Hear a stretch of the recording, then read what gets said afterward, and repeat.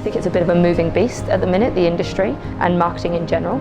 I think with the kind of digital disruption that we've had in the last sort of 5 to 10 years, I think we've seen a lot of change. I think we're starting to understand that the CMO needs to be really up there and talking to the CTO a lot stronger. I think from that sort of top level, we've got a lot of different areas that we can explore. And again, you come back to the power of creativity is going throughout the business, not just in the marketing department. The content director and the creative director will always want to do each other's jobs.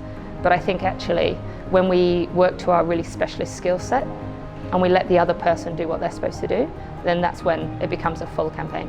And in a way, it comes down to the strategy of the marketing that you need to do.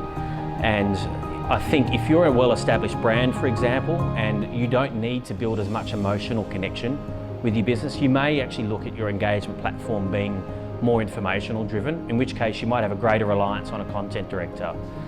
Well, unlike that, for me, I've got a bigger challenge in terms of building a new brand and really building a brand connection emotionally. So I'd probably, in early days, be looking for a higher emotional connection with my audience. So depending on your strategy, I think you'll see different combinations being brought to the table and different skill sets evolving over time as people learn to operate in both kinds of strategic areas. Well, I think the big shift is as more and more people move their media diet to online, more of the ad dollars will continue to flow that way.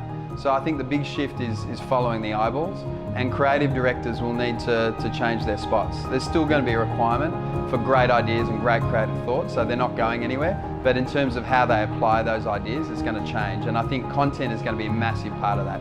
So they need to understand how to apply those ideas in a content marketing context as well as in an advertising context.